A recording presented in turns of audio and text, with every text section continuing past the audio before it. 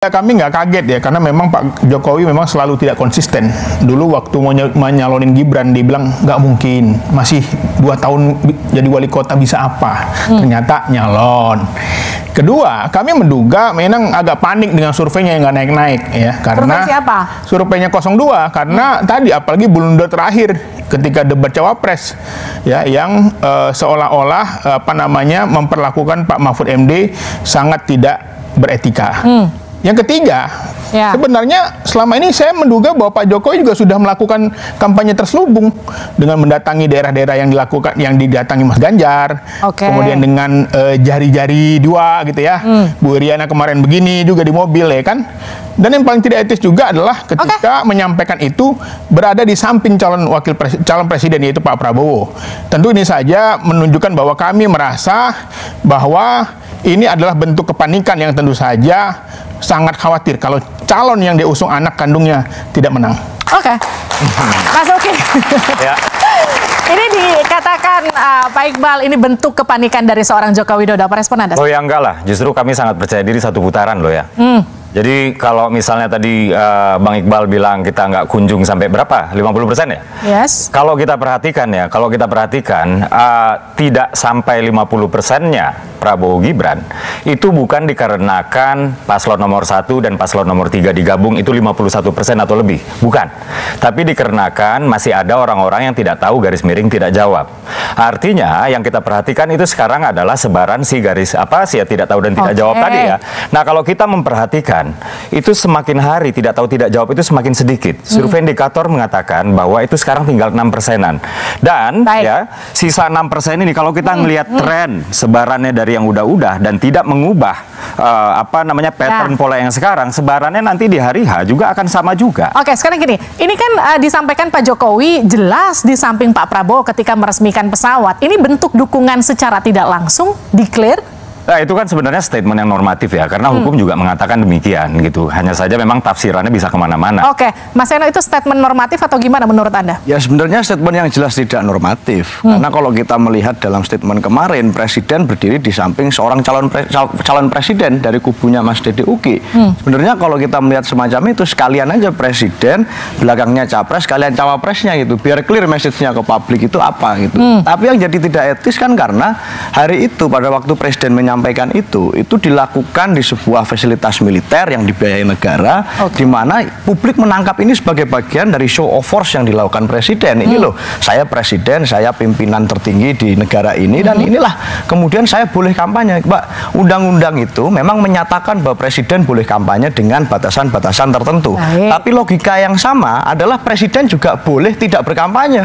Presiden boleh tidak memihak ke salah satu paslon. Logika konsekuensinya begitu. Nah, sekarang publik menjadi mempertanyakan banyak hal karena hari ini ada salah satu kontestan yang adalah anak dari Presiden Joko Widodo. Tentunya itu jadi persoalan. Nah sekarang gini, kalau pada akhirnya seperti yang Anda sampaikan tadi, Pak Jokowi ya sekalian aja declare barengan sama Capres sama Cawapresnya. Kalau itu dilakukan Joko Widodo, PDIP nggak apa-apa? Ya sekalian aja, daripada seperti ini hari ini publik bisa melihat kan problem etika semuanya daripada terselubung ya. Daripada terselubung mendingan jelas hitam dan putih begitu. Karena kita melihat, tapi jangan di fasilitas negara.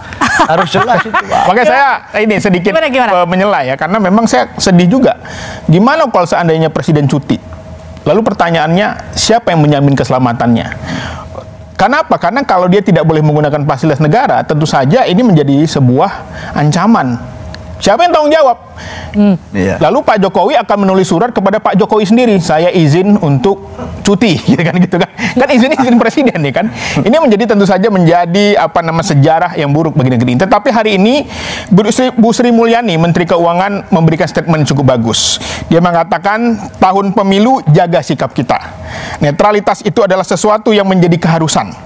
Anda bisa punya preferensi apa saja, lakukan pada saat Anda di kotak suara. Tapi gini, baik, maaf saya potong. Artinya gini, memang kalau pasti didukung Jokowi udah pasti nggak netral? Ya kan Pak Jokowi akan menjilat ludahnya sendiri. Ketika makan siang bersama Capres dia katakan akan netral. Ketika di awal pemilu dikatakan kita harus netral. Tapi yang paling berat itu adalah ketika Pak Jokowi satu hari mengkampanyekan Pak Prabowo, dia juga akan menjilat ludahnya sendiri. Apa itu? Pak Jokowi pernah menyerang Pak Prabowo dengan 4 hal: mempertanyakan tanahnya, mempertanyakan integritasnya, keberpihakannya kepada anti korupsi, keberpihakannya kepada perempuan. Apakah dia akan memperbaiki itu semua? Kan terus saya akan berat bagi seorang kepala negara. Kalau PSI yang pernah mengatakan Pak Prabowo pembohong, biasa. Tapi kalau seorang presiden, itu luar biasa.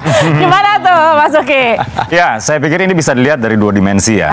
Dimensi yang pertama adalah dimensi legalitas gitu ya. Apakah secara aturan, secara undang-undang ini dibolehkan? Ini nggak usah diperdebatkan lagi karena semua orang sudah tahu bahwa ini sebenarnya boleh ya. Presiden boleh memihak dan undang-undang membolehkan itu, memberikan ruang bahkan untuk kampanye dengan rambu-rambu tertentu. Oke, itu yang pertama ya.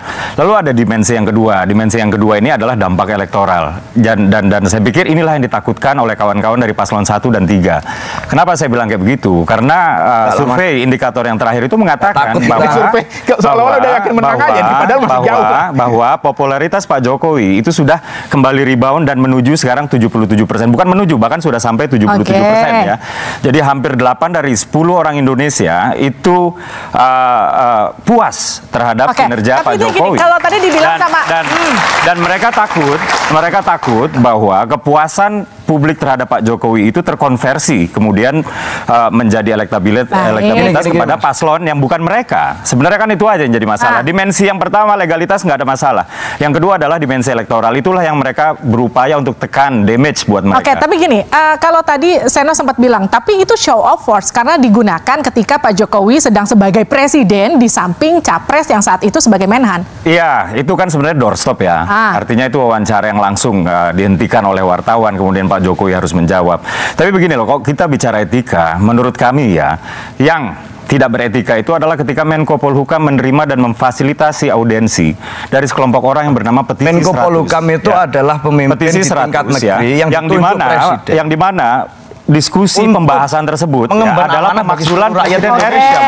Menko Polhukam RI memfasilitasi diskusi tentang pemakzulan Presiden RI. Jadi kalau, itulah yang menurut kami itu nggak beretika. Kalau Mas Uki bilang katakan gini, yang show offers justru 03 bukannya 02 lewat Pak Presiden. Dan juga dulu misalnya, bukan dulu ya, kemarin beberapa minggu lalu atau minggu lalu ya.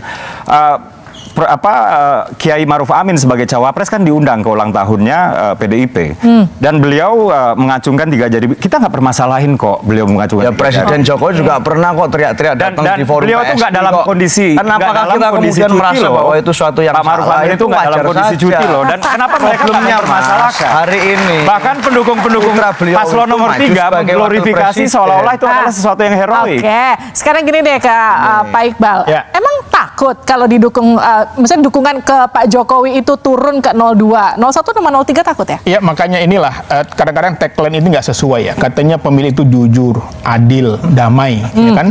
Tadi pada faktanya keadilan itu masyarakat tidak mendapatkannya. Padahal dalam Sumpah Presiden harus jelas loh, harus adil seadil-adilnya. Ya, yang paling berat bagi seorang pemimpin itu adalah berubah-ubah. Hari ini bilang nggak nyalon, ternyata nyalon. Yang awalnya katanya tidak ada manuver. Yang paling berat itu adalah ketika rakyat mahasiswa nonton ngelihat, oh begini rupanya pemimpin itu.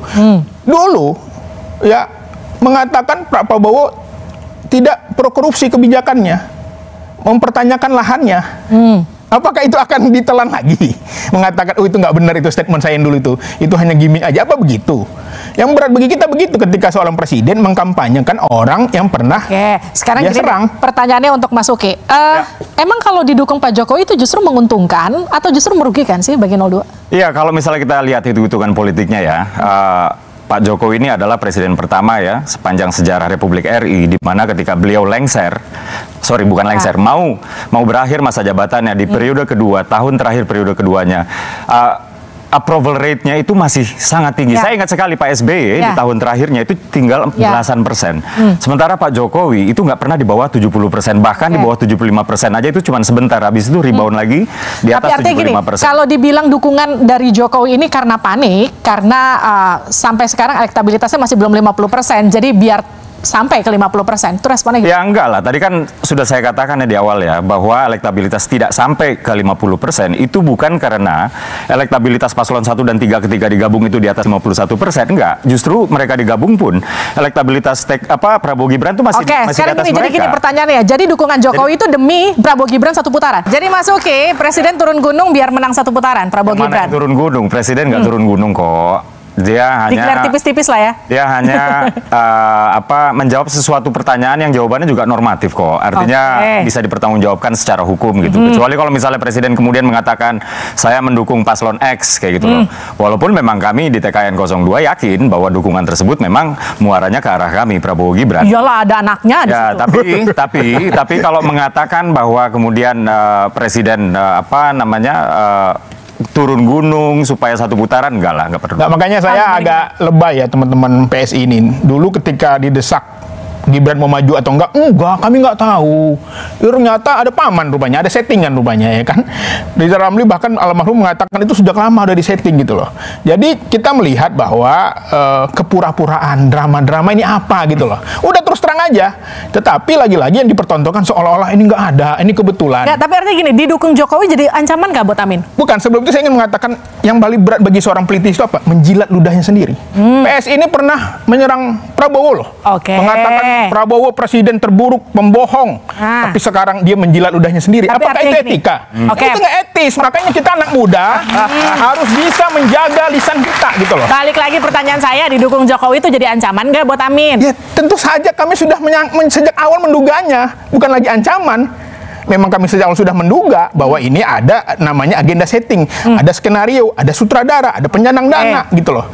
Jadi udahlah, jangan pura-pura seolah-olah kebetulan. Udah, memang ini kami dari awal begitu, gitu kan lebih enak gitu loh. Ini kan jadi pusing, nggak bisa tidur mikirnya. Mereka udah menduga dari awal.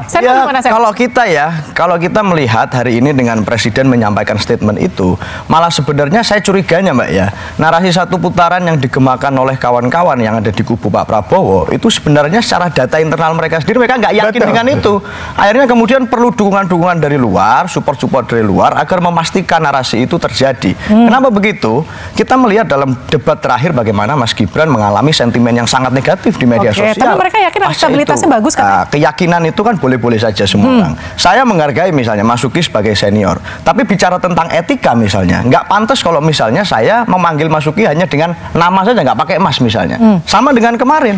Secara hukum nggak ada yang melarang Jokowi menyatakan seperti itu.